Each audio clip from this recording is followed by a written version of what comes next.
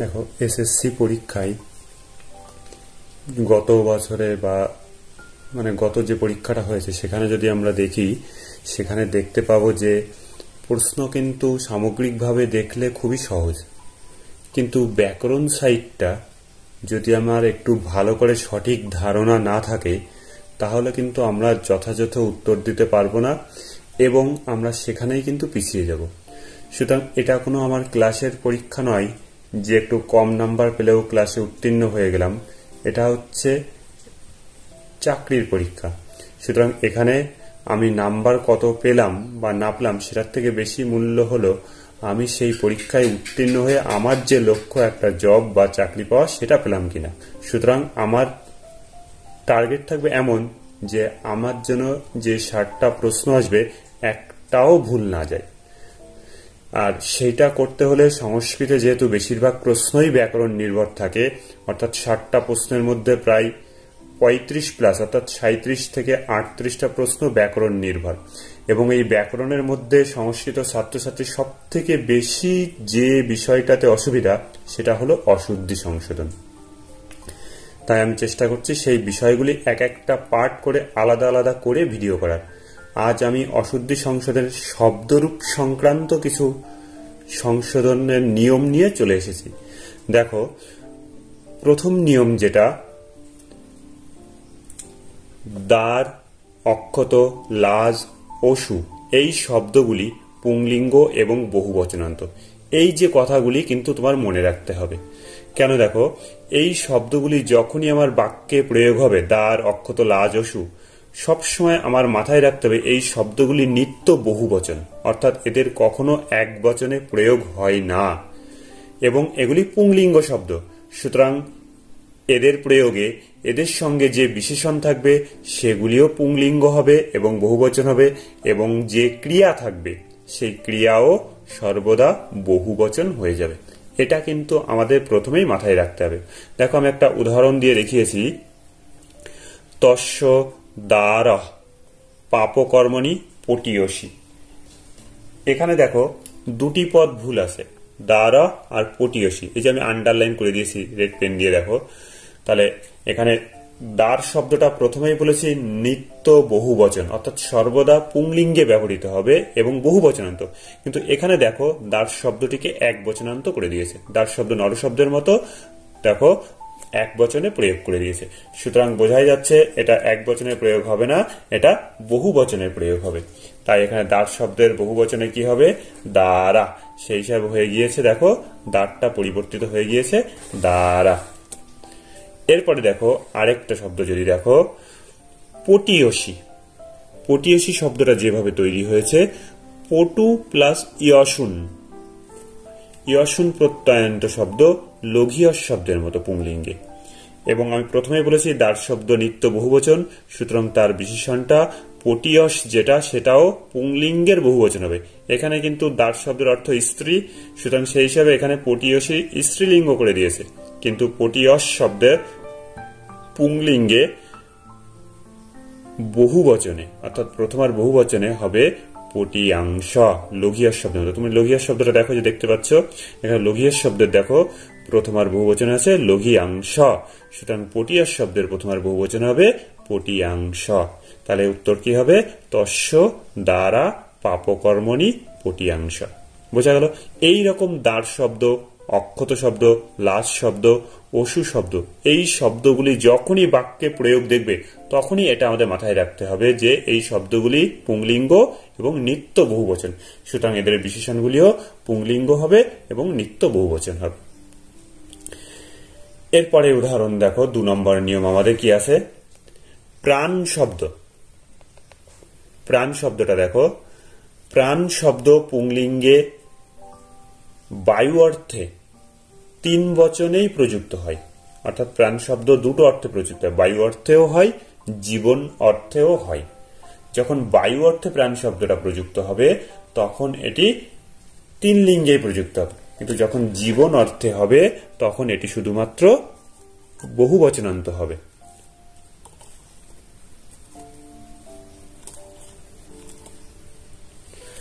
তার কি হলো? প্রাণ শব্দ যখন পুংলিঙ্গ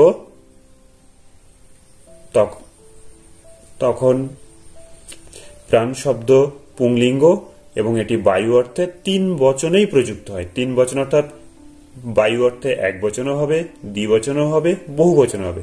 কিন্তু যদি প্রাণ শব্দের অর্থ জীবন হয়, অর্থাৎ জীবন অর্থে প্রাণ শব্দ বোঝায়, তাহলে কিন্তু প্রাণ শব্দ বহু বচনান্ত হবে। যেমন দেখো, রাজা দশরথ পুত্র শোকেনা প্রাণং তত্ত্যাজ। তো রাজা দশরথ পুত্র শোকে প্রাণ ত্যাগ করেছিল। এখানে প্রাণ শব্দটা দেখো জীবন অর্থে ব্যবহৃত হয়েছে।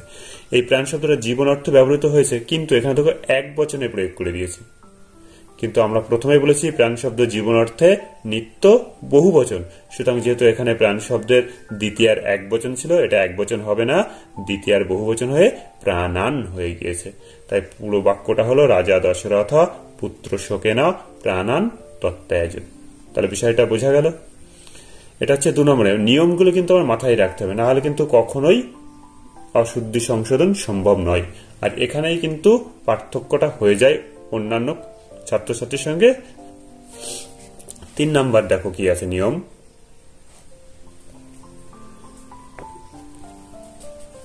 অপ সুমানস, সমা, শিকতা, প্রজা।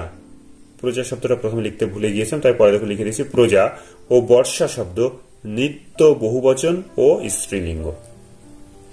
সুতরাং আমার শব্দগুলি কিন্তু মাথায় রাখতে হবে, কোন শব্দটা পুংলিঙ্গ, কোন শব্দটা স্ত্রীলিঙ্গ, কোন শব্দটা নিত্য বহুবচন, সব কিন্তু আমাকে মাথায় রাখতে হবে, তবেই কিন্তু আমি অ্যান্সার করতে পারবো।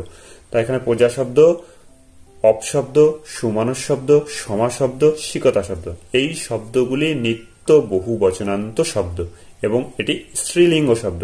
সুতরাং এই শব্দগুলির বিশেষণও যেমন স্ত্রীলিঙ্গ হবে এবং বহু বচন হবে। দেখো উদাহরণ কি দিয়েছে, বর্ষায়াং পথ পিচ্ছিল ভবতি। তাহলে বর্ষায়াং পথ পিচ্ছিল ভবতি, এখানে দেখো এই যে বর্ষা শব্দ, বর্ষা শব্দ নিত্য বহু বচন হবে এবং স্ত্রীলিঙ্গ হবে। এখানে স্ত্রীলিঙ্গ ঠিকই করেছে, কিন্তু দেখো বহু বচনে প্রয়োগ করেনি। বর্ষা শব্দ লতা শব্দের মতো বর্ষা শব্দের সপ্তমীর এক বচনে প্রয়োগ করে বর্ষায়াং করে দিয়েছে লতা শব্দের মতো, কিন্তু এটা তো বহু বচনে প্রয়োগ হবে, কারণ প্রথমেই বলে দিয়েছি এই শব্দগুলি সর্বদা বহু বচন। তাই বর্ষা শব্দের বহু বচনে হয় বর্ষা সু, লতা শব্দের মতো। এই একটা ভুল। আর পথ, দেখো পথিন শব্দ আছে একটা, এটা শব্দরূপে ভুল। শব্দরূপ আমাদের সবই মোটামুটি ভালো করে মুখস্থ করতে হবে। পথ, এটা পথিন শব্দের প্রথম আর এক বচনে পথ হয় না, পথিন শব্দের প্রথম আর এক বচনের রূপ হলো পন্থা। এটা যদি তোমার শব্দরূপ জানা থাকে তাহলে তুমি অবশ্যই পারবে।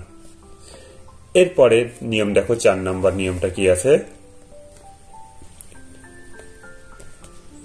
কতি, জ্যোতি, ততি সর্বদা বহুবচনান্ত এবং 3 লিঙ্গেই সমান। এই শব্দগুলি সর্বদা বহুবচনান্ত এবং এদের 3 লিঙ্গেই একই রূপ হয়, অর্থাৎ পুংলিঙ্গেও যা, স্ত্রীলিঙ্গেও তাই, ক্লীবলিঙ্গেও তাই। এখানে কি আছে দেখো, কতয় তব করচরণানাম অঙ্গুলয়। দেখো এখানে 2টো পদে ভুল আছে। সাধারণত অশুদ্ধি সংশোধনে 2টো পদই ভুল থাকে, কখনো কখনো কম বেশি থাকতে পারে, তবে সাধারণত 2টো পদই ভুল থাকে। দেখো কতয় তব করচরণানাম অঙ্গুলয়। কতয়, প্রথমে বলছি কতি শব্দ নিত্য বহুবচনান্ত, সুতরাং এ নিজেই বহুবচন, সুতরাং একে আর বহুবচনে কতয়া করতে হয় না। তাই কতি শব্দের কতয়া না হয়ে কতিই হবে। এবং করচরণানাম, এখানে একটু সমাসের জ্ঞান প্রয়োজন, এটা সমাসের ভুল রয়েছে। এটা হচ্ছে সমাহার দ্বন্দ্ব সমাস। সমাহার দ্বন্দ্ব সমাসে সবসময় এক বচন হয়, তাই এখানে করচরণম মূল পদটা আছে, করৌচ চরণে চ, করচরণম, সেই করচরণম সর্বদা এক বচনে প্রয়োগ হবে, বহু বচনে হয় না। এখানে দেখো ষষ্ঠীর বহু বচন করে দিয়েছিল করচরণানাম, সেটা আমরা এক বচনে নিয়ে এসেছি। যদিও এখানে এই সমাসের ভুল আলোচ্য বিষয় নয়, তবুও যেহেতু এই উদাহরণে এসেছে তাই একটু বলে দিলাম। এখানে শুধুমাত্র আমরা শব্দরূপের ভুলগুলি এখানে আলোচনা করছি এবং সেগুলি হাইলাইট করছি, বোঝানোর চেষ্টা করছি।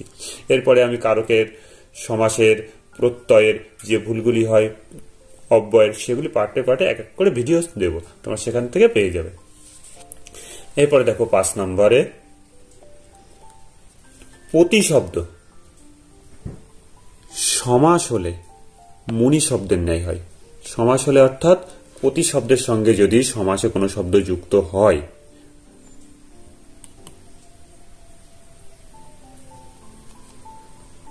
প্রতিশব্দের সঙ্গে যদি সমাসে কোনো শব্দ যুক্ত হয়, যেমন ধরো নরপতি, এই যে এখানে দেখানো আছে নরপতি, ভূপতি, তাহলে প্রতিশব্দের সঙ্গে ভূ এর সমাস হয়েছে, এখানে প্রতিশব্দের সঙ্গে নর এর সমাস হয়েছে। এরকম প্রতিশব্দের সঙ্গে অন্য কোনো পদের সমাস হলে, এক কথায় প্রতিশব্দের সঙ্গে অন্য কোনো শব্দ যুক্ত হলে, নরপতি, ভূপতি, এরকম মহীপতি, তখন এই প্রতিশব্দটা আর প্রতিশব্দরূপের ন্যায় হয় না। তাহলে কোন শব্দরূপের মতো হবে? মুনি শব্দরূপের মতো হবে। এখানে তাই দেখো প্রতিশব্দরূপটা মুনি শব্দরূপের মতো হবে। উদাহরণ দেখো, হরিণ নয়নী বধূ নরপত্যা গৃহং নিয়তে।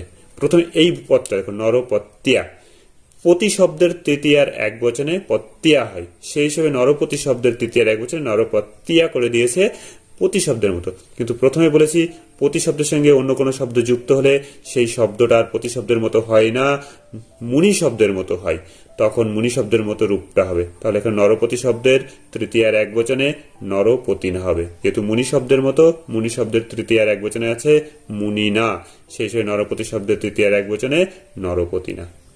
আরেকটা ভুল ছিল দেখো এখানে, হরিণ নয়নী, এটা লিঙ্গের ভুল। হরিণ নয়নী এটা স্ত্রীলিঙ্গে প্রয়োগ করে হরিণ নয়নী নয়, হরিণ নয়না হয়, এগুলি অন্যান্য ভুল। তারপর 6 নম্বর নিয়ম দেখো, রাজন শব্দ সমাস হলে নর শব্দের ন্যায় হয়, যথা মহারাজ, দেবরাজ। ঠিক আগেরটাই মতো, আগেরটাই যেমন আমরা কি দেখতে পেয়েছিলাম, প্রতিশব্দের সঙ্গে সমাস হলে, অর্থাৎ প্রতিশব্দের সঙ্গে অন্য কিছু যুক্ত হলে, যেমন প্রতিশব্দের সঙ্গে ভূ যুক্ত হয়েছে, এখানে প্রতিশব্দের সঙ্গে নর যুক্ত হয়েছে, তখন প্রতিশব্দ আর প্রতিশব্দের মতো না হয়ে মুনি শব্দের মতো হয়েছে। ঠিক এখানেও সেরকম দেখো, রাজন শব্দের সঙ্গে সমাস হলে, অর্থাৎ রাজন শব্দের সঙ্গে অন্য কিছু যুক্ত হলে, তখন সে আর রাজন শব্দের মতো হয় না, নর শব্দের মতো হয়। কিন্তু পরীক্ষায় আমাদের রাজন শব্দের সঙ্গে অন্য কোনো শব্দ যুক্ত করেও রাজন শব্দের মতোই প্রয়োগ করে দেয়, সেইটাই আমাদের ধরতে হবে। দেখো উদাহরণ দেখো, মহারাজা পুত্র শোকেনা প্রাণং তত্ত্যাজ। মহারাজা, দেখো রাজন শব্দের সঙ্গে মহা শব্দটা যুক্ত হয়েছে, তাহলে এইখানে রাজন শব্দটা আর রাজন শব্দের মতো হবে না, নর শব্দের মতো হবে। তাহলে মূল শব্দ হলো মহারাজ, সেই মহারাজ যদি নর শব্দের মতো হয় তাহলে মহারাজ বিসর্গ হয় প্রথমার একবচনে, মহারাজা হয় না। রাজন শব্দের প্রথমার একবচনে রাজা হয়, কিন্তু যখনই রাজন শব্দের সঙ্গে অন্য কোনো শব্দ যুক্ত থাকবে তখন সে আর রাজন শব্দের মতো হয় না, নর শব্দের মতো হয়ে যায়। তাই এখানে দেখো মহারাজ শব্দটা নর শব্দের মতো হয়ে মহারাজ হয়েছে। আরেকটা কি ভুল আছে, প্রাণং, এটা প্রথমেই বলেছিলাম, যদি তোমরা মনে থাকে তাহলে বলবো ভালোই মনে রাখতে পেরেছো, সুতরাং তোমাদের অবশ্যই হবে। আর যদি মনে না থাকে তাহলে আরেকবার ভালো করে প্রথম নিয়মটা দেখে আসবে। ওখানে ছিল প্রাণ শব্দ জীবন অর্থে নিত্য বহু বচন হয়, তাহলে এখানে জীবন অর্থেই, সুতরাং প্রাণ এখানে এক বচন করে দিয়েছে দ্বিতীয়ার, সুতরাং এটা এক বচন কখনোই হবে না, বহু বচন হবে, তাই হবে প্রাণান। তাই এখানে প্রাণাংটা চেঞ্জ হয়ে প্রাণান হয়ে গিয়েছে। এরপরে দেখো 7 নাম্বার নিয়ম দেখো, 7 নাম্বার নিয়মে দেখো কি আছে, পূর্ব, এই নিয়মটা খুব গুরুত্বপূর্ণ এবং একটু ভালো করে বোঝার ব্যাপার আছে। দেখো পূর্ব, উত্তর, দক্ষিণ, আমাদের 4টি দিকবাচক শব্দ সাধারণত আমরা ব্যবহার করি, পূর্ব, পশ্চিম, উত্তর, দক্ষিণ। এখানে দেখো পূর্ব, উত্তর, দক্ষিণ, শুধুমাত্র পশ্চিমটা নেই, এই 3টি শব্দ সর্বনাম শব্দ, কিন্তু পশ্চিম শব্দটা কিন্তু সর্বনাম শব্দ নয়। সাধারণত আমরা এই 3টি শব্দ যেহেতু সর্বনাম শব্দ, সেই হিসাবে আমরা পশ্চিমটাও যেহেতু দিকবাচক শব্দ, সেই হিসাবে ওটাকেও সর্বনাম ভেবে নিই, কিন্তু পশ্চিম শব্দটা কিন্তু সর্বনাম শব্দ নয়।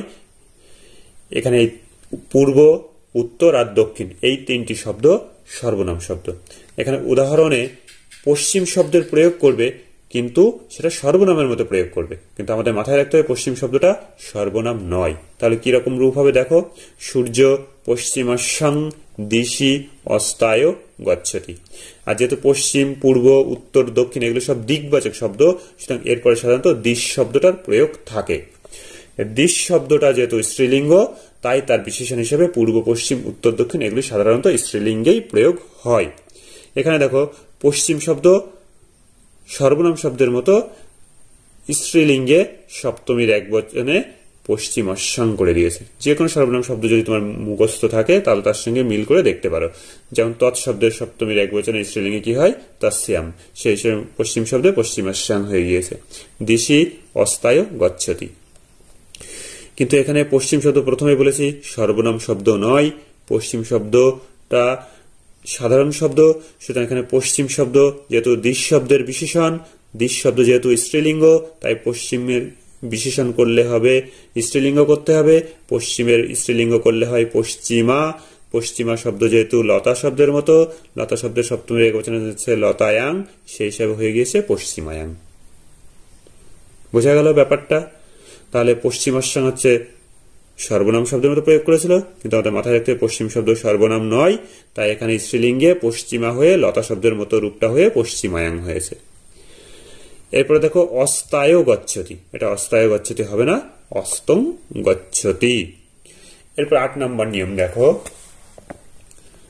এটাও খুব পরীক্ষায় আসে এবং খুব একটা জটিল নয়। মিত্র শব্দ বন্ধু অর্থে ক্লিবলিঙ্গ হয়, সূর্য অর্থে পুংলিঙ্গ হয়। তাহলে মিত্র দুরকম অর্থে প্রয়োগ হয়, মিত্র মানে বন্ধুও হয় সূর্য হয়, কিন্তু বন্ধু অর্থে ক্লিবলিঙ্গ আর সূর্য অর্থে পুংলিঙ্গ। দেখে আমাদের ব্যাপারটা একটু উল্টো মনে হতে পারে, কারণ আমরা বন্ধু বলতে আমরা সাধারণত ভাবি পুংলিঙ্গে প্রয়োগ হওয়া উচিত ছিল আর সূর্য ক্লিবলিঙ্গ হওয়া উচিত ছিল, কিন্তু সেটা কিন্তু নয়। মিত্র শব্দ বন্ধু অর্থে ক্লিবলিঙ্গ আর সূর্য অর্থে পুংলিঙ্গের প্রয়োগ হয়। দেখো উদাহরণ দেখো, মিত্র সুখে না বসতি। তাহলে সুখে বাস করছে, এখানে মিত্র নিশ্চয়ই কোনো বন্ধু অর্থে প্রয়োগ করা হয়েছে। সূর্য নিশ্চয়ই সুখে বাস করছে, সেটা বোঝাচ্ছে না, বন্ধু অর্থে বোঝানো হয়েছে। বন্ধু অর্থে মিত্র শব্দ ক্লিবলিঙ্গ হয়, কিন্তু দেখো না পুংলিঙ্গ করে দিয়েছে। সুতরাং এখানে হবে মিত্র না হবে মিত্রং। পরের উদাহরণে দেখো, মিত্রং গগনে উদেতি। তার মানে এখানে বোঝানো যাচ্ছে যে মিত্র শব্দ সূর্য অর্থে প্রয়োগ করেছে, গগনে উদেতি মানে আকাশে উঠেছে সূর্য, কিন্তু এখানে মিত্র ক্লিবলিঙ্গ হবে না, পুংলিঙ্গ হবে, কারণ এখানে সূর্য অর্থে ক্লিবলিঙ্গ হয় না, পুংলিঙ্গ হয়। সুতরাং আমার মাথায় রাখতে হবে মিত্র শব্দ বন্ধু অর্থে ক্লিবলিঙ্গ, সূর্য অর্থে পুংলিঙ্গ হয়। এরপরে 9 নম্বর নিয়ম দেখো, 9 নম্বর নিয়মে কি আছে? অসমত যুসমত শব্দের সংক্ষিপ্ত রূপ বাক্যের আদিতে বসে না। আমরা অসমত যুসমত রূপ জানি, সর্বনাম শব্দ। এই অসমত এবং যুসমত শব্দের কিছু কিছু জায়গায় দেখবে দুটো করে রূপ আছে। একটা প্রথমে যে রূপটা আছে, যেমন ধরো চতুর্থীর একবচনে আছে মধ্যম, আবার আরেকটা সংক্ষিপ্ত রূপ আছে মে। ষষ্ঠীর একবচনে আছে মম মে, এরকম আরো কয়েক জায়গায় আছে। ষষ্ঠীর বহুবচন আছে, দ্বিতীয়ার বহুবচন আছে, চতুর্থীর বহুবচন আছে, দ্বিতীয়ার একবচন আছে। এই যে সংক্ষিপ্ত রূপগুলি, যেমন দেখো মে তে ন, এই পদগুলি কখনো বাক্যের আদিতে বসে না, বাক্যের আদিতে বসে না। এই শব্দগুলি কি হয়?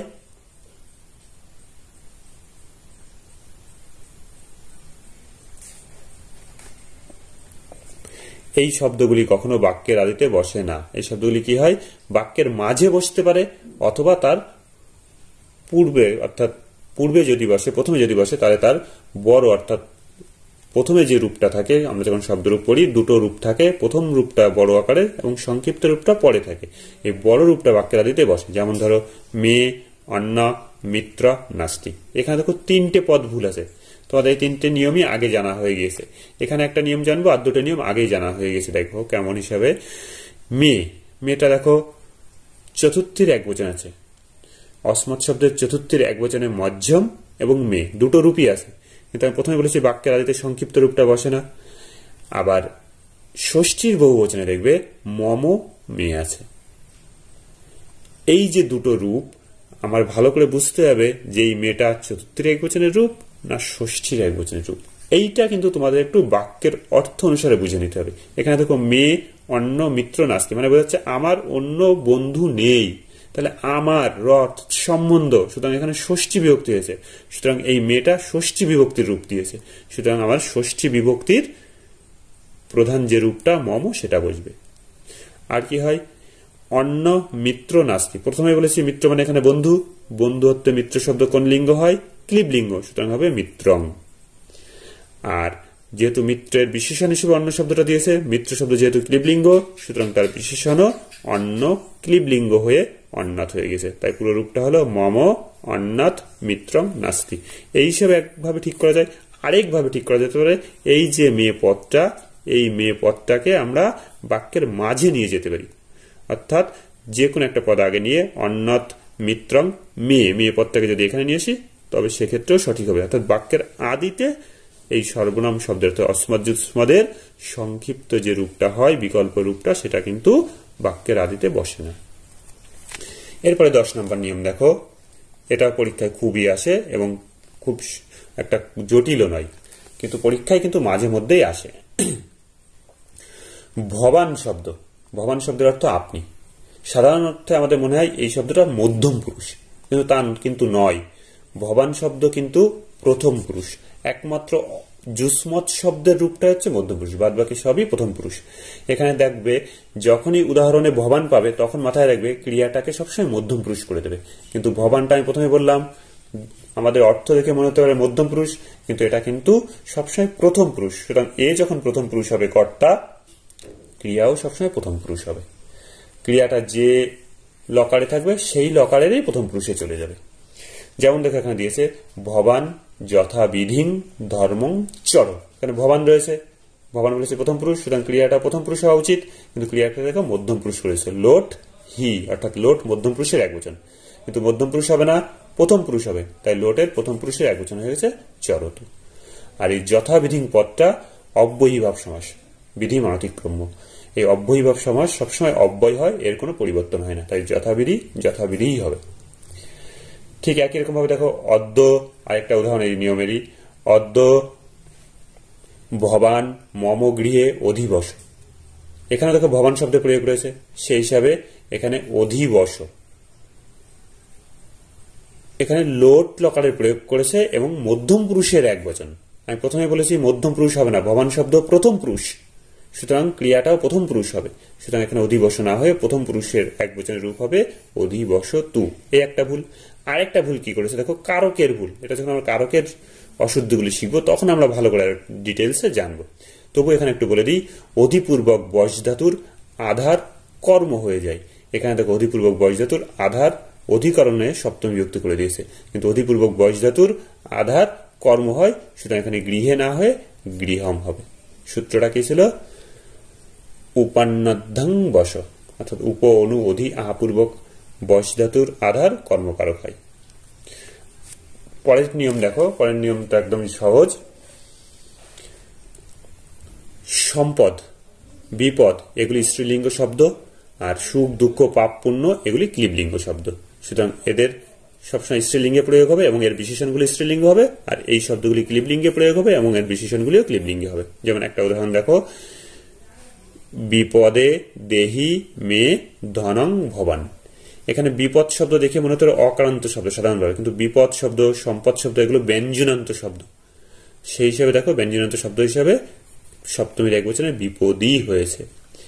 আর দেহি মে ধনং ভবান, এইখানে দেখো আরেকবার লক্ষ্য করো, ভবান রয়েছে। সেই ভবান মানে আমরা বলেছি ভবান যখনই বাক্যে প্রয়োগ থাকবে ক্রিয়াকে সাধারণত মধ্যম পুরুষে করে দেয়, কিন্তু প্রথমে বলেছি ভবান শব্দ উত্তম পুরুষ বা মধ্যম পুরুষ নয়, ভবান শব্দ হলো প্রথম পুরুষ। সুতরাং ক্রিয়াটা সবসময় প্রথম পুরুষ হিসেবে, এটা মধ্যম পুরুষের রূপ ছিল, এটা চেঞ্জ হয়ে প্রথম পুরুষে হয়ে গেছে দেখো দদাতু, তাই রূপটা হলো বিপদী দদাতু মে ধনং ভবান। আরেকটা নিয়ম আছে শব্দরূপ সংক্রান্ত দেখো, পথিন শব্দ। পথিন শব্দের সঙ্গে রাজন শব্দের সমাসের যে রূপটা গঠিত হয় রাজপথ, তখন কিন্তু এই শব্দটার পথিন শব্দের মতো হয় না, তখন সেটা অক্রান্ত নর শব্দের মতো হয়ে যায়।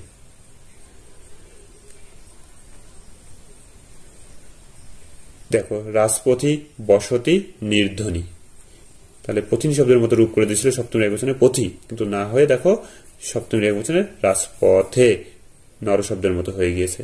বসতি নির্ধনী হয় না, নির্ধনা হয়। নাস্তি ধন যস্য স, অর্থাৎ নির্ধনা হয়।